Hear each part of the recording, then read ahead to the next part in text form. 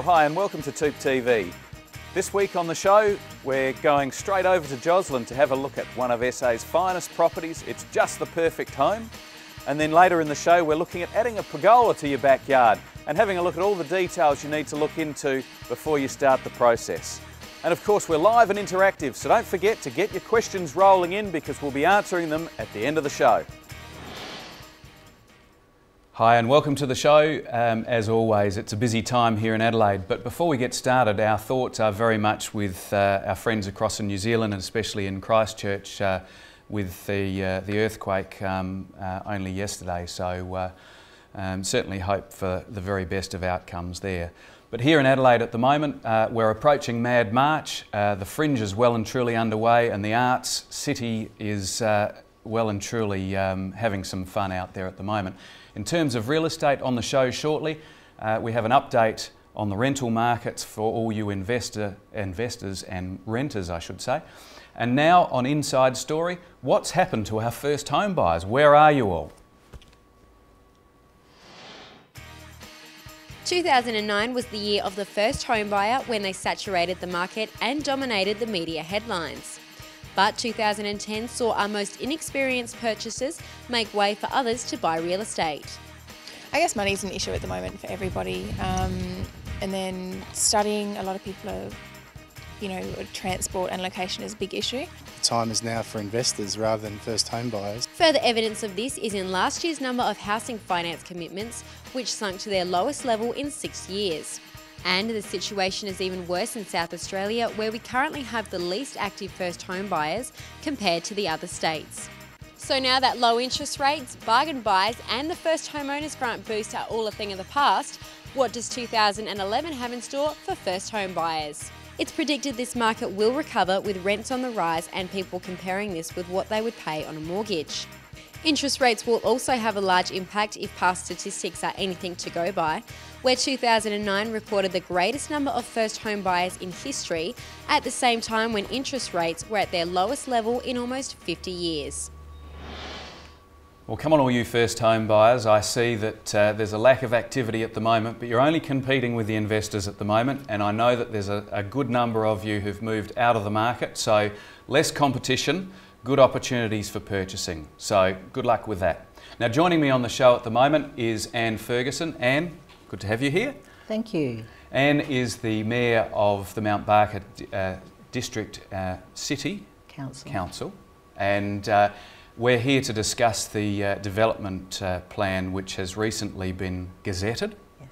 And certainly caused some controversy over the last couple of years, and perhaps to go into a little bit of detail about where things are at the moment. But before we get underway, and perhaps just a little bit of detail about yourself and how long you've been Mayor and so forth.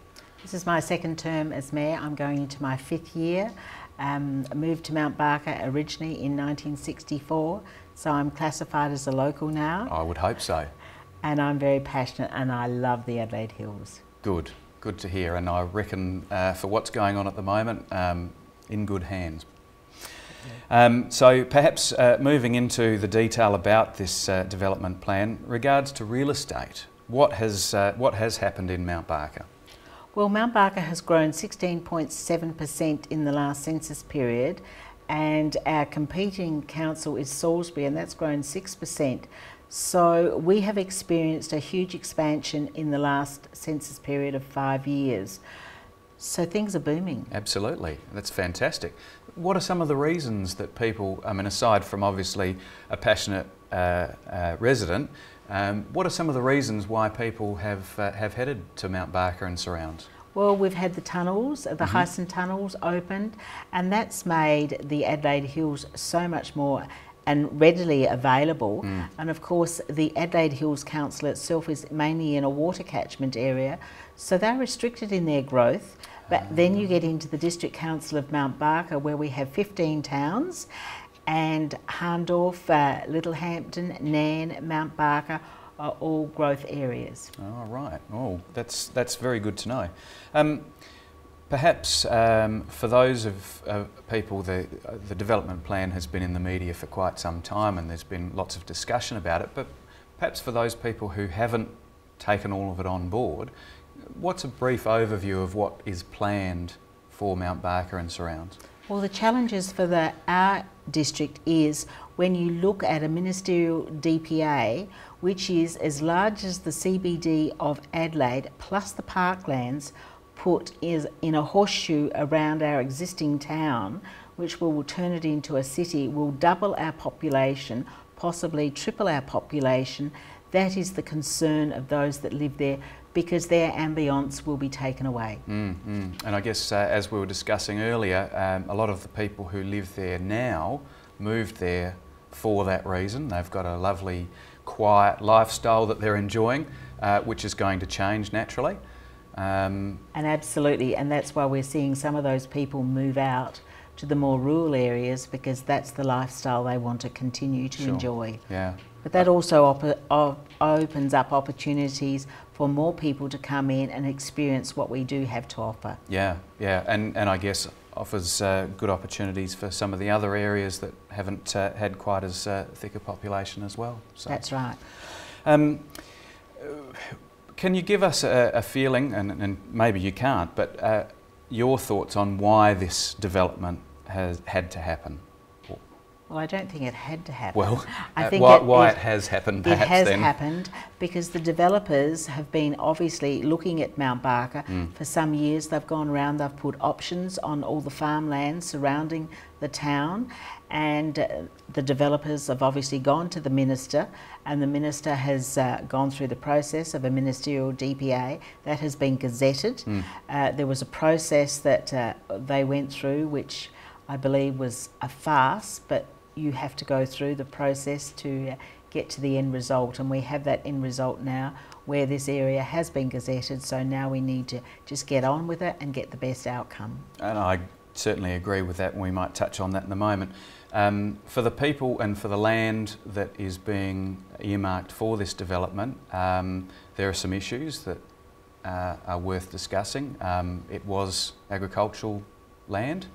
It was prime agricultural land, and now it has not been used for that purpose, but more for grazing. But the potential is there, and with food at its peak, and it has the potential to produce and to be the salad bowl for Adelaide. Right. Well, and that's a good argument for it not having happened, but anyway, we'll move on, I guess. Now, how have the residents reacted in more recent times, knowing that the development is definitely moving ahead? Well, utter disappointment and dismay, because there was 538 submissions to DPAC as to why this should not go ahead, and they were heard but weren't heard. Right. Okay. So that would definitely create some issues for people. We've talked about the current residents who would feel as though they're missing out on the lifestyle as we move forward. Who are some of the winners out of this development? The winners will be those that will bring commercial businesses to Mount Barker and make it more of a business hub. They will be winners, and of course they will employ people, and those people can live locally and work locally. So that is a bonus.